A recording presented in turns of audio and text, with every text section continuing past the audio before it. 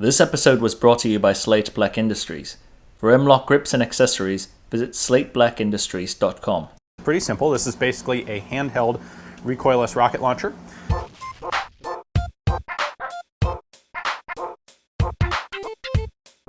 Hit the side of the curb and kablooey. Kablooey, kablooey, kablooey.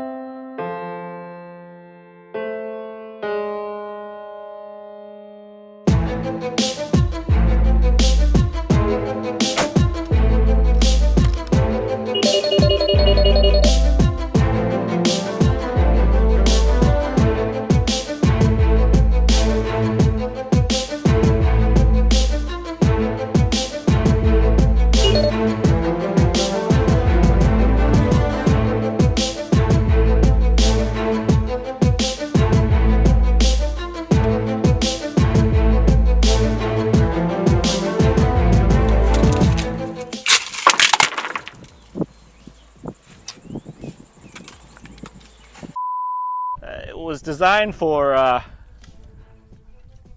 negotiation of a different type of target. But the motherland will provide, huh? We go forward. All right, 150. Are you gonna slab squat the entire time? Yep. Oh my god. Ready? All right, 150. Okay, so I think first two shots are gonna be a miss, so I need to know where I'm landing, so, you know, you tell me, yeah? Oh yeah, sure, right on it. Okay. I see it. Okay. Just off the left. Just off the left. Impact! Woo! Just off the right. Just low. Just left. Just left. Impact. All right, look at you go. It only took you like half a mag. Okay, I can't slab squat. I'm obviously a Western spy. Why don't we give old 200 a try, huh? Impact. Ooh. Impact. My squat game is just not strong enough, Josh. All right, I'm on a 250. Impact. Just off the high right side. Impact. Okay. On to 300. Impact. Just left. Okay. Slightly high. High? It was slightly high and to the left, but your first shot was on. Impact. Okay. 350. Fire and ready. Impact. Impact. And this, kids, Let's go, Josh! so important to build a stable shooting position before you begin engaging targets. Давай, давай, давай!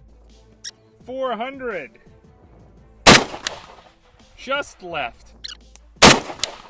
Just right, like literally scraping it on the right edge. Short. Just off the right at 3 o'clock. Left. Impact. Just right, 3 o'clock. I think that was just short at 6 o'clock. This is okay if you have more.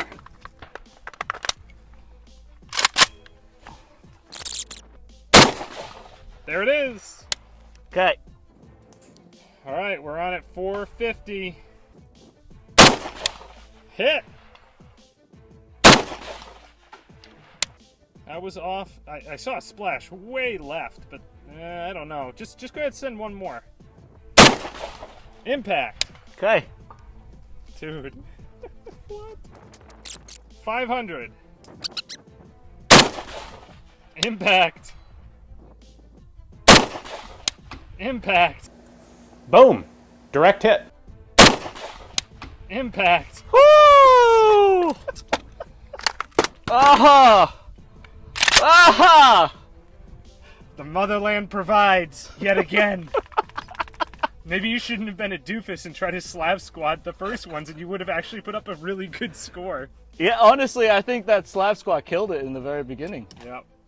Although I should not have slab squatted in the beginning, and maybe my slab squat game is, you know, at the lower tier, because after all, I am Not Slavic. heels to the sky. I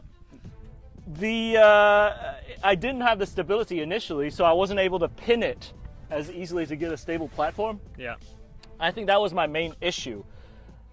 I think the longer distance targets were also easier to clear because I had bore sighted the Skope to the 400 meter sights to mimic the Soviet 400 meter doctrine, so I could get the elevation easy. So it was actually harder to get the closer range targets because my elevation was Your basically... reference point for aiming, you didn't know where it was. exactly, Okay. exactly. But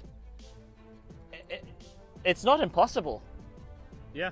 I mean, it's not ideal, Yeah. obviously. I mean, we could do an entire segment, I suppose, on building a stable shooting position from a rest or a barricade. Sure. But that, you know, the realities of the situation here is that you just shot an RPG scope on an AK and cleared 500 yards. Yeah. Lol. All right, guys, we'll see y'all in the debrief. See you there. How I prepared this. I bore sighted it to the 400 meter setting, which is pretty close to 450 yards. That's why 450 and 500 was so easy, because it's basically sighted for those distances. Anything under that, I would have to guess. Mm-hmm. So this configuration comes from a famous photo we'll put up of a couple of soldiers, Soviet soldiers, and one of them has an RPG, a PGO-7v scope, strapped onto the side of his AK-74. And so one of our viewers, Big Dave, sent the PGO in and said, "Hey, why don't you give it a go?"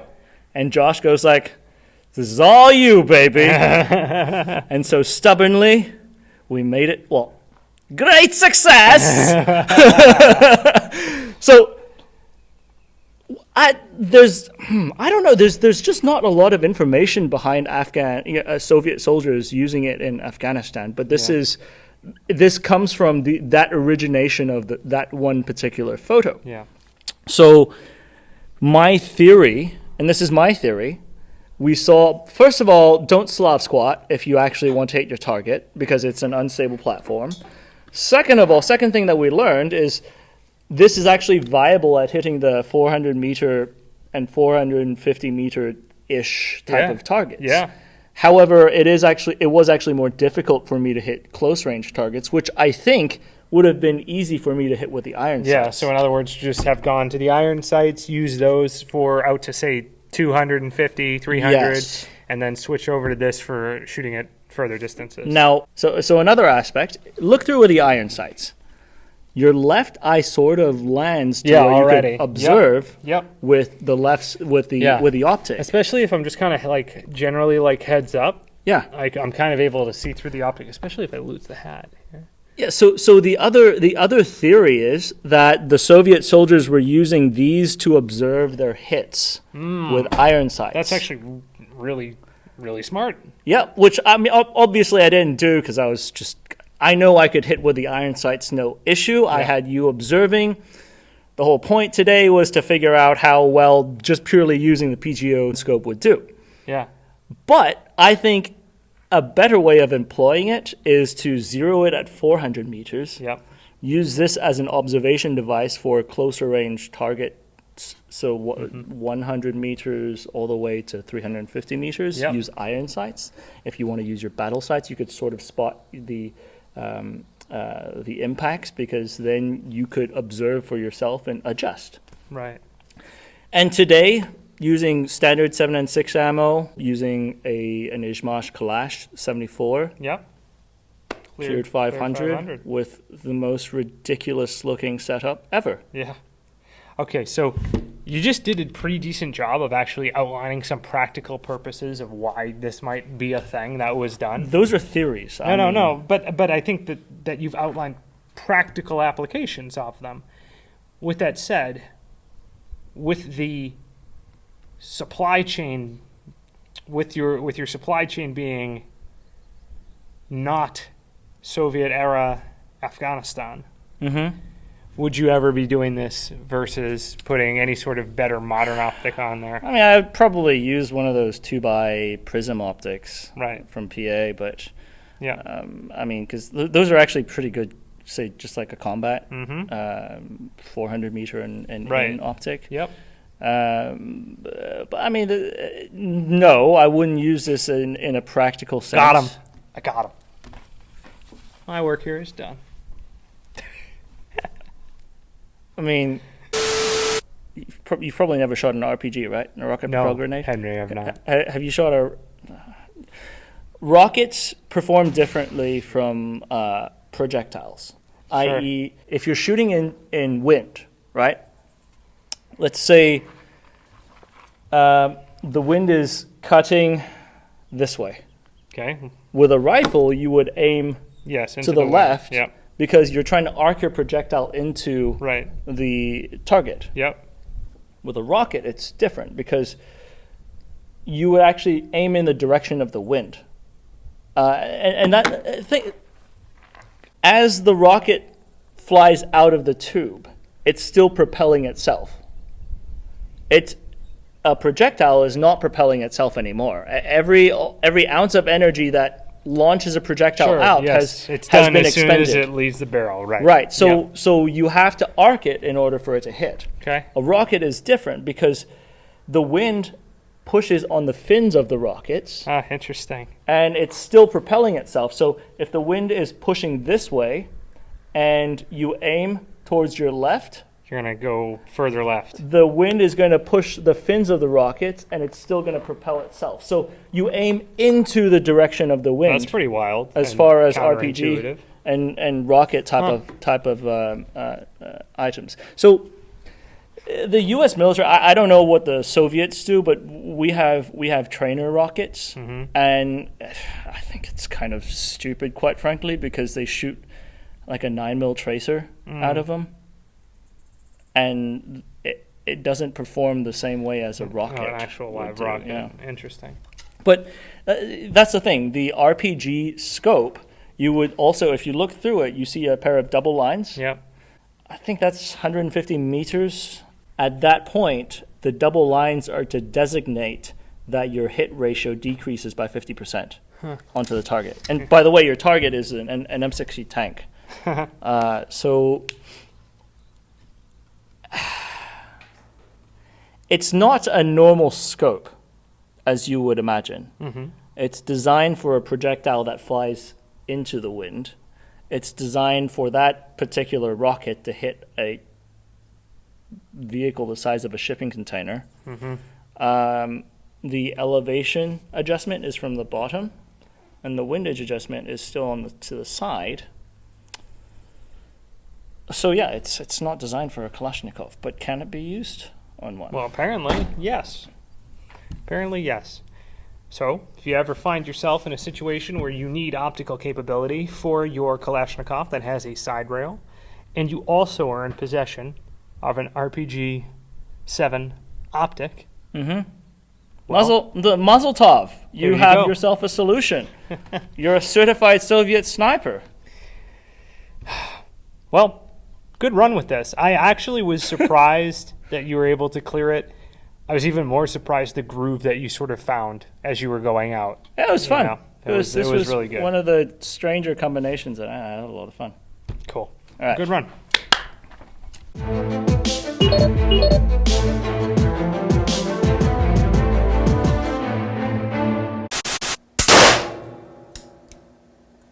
Boom. Direct hit. Do you enjoy arguing with other viewers on the internet on which rifle performed better on practical accuracy? Well, we have a solution for you. Go to our Patreon page and scroll down. You'll find the practical accuracy scoreboard where we have ranked and compiled all the data of all the firearms we have tested on the practical accuracy course. Furthermore, it's already separated into the different categories, so you can go back to your argument as quickly as possible. And whether you decide to support us via Patreon, subscription, or just a normal viewer, we thank you. 716 is Steel 96, 4 Vic, 8 packs, red con 1, green to green. How copy, over? Steel 96, this is 716, roger, over. 16, Steel 91, 1 pack,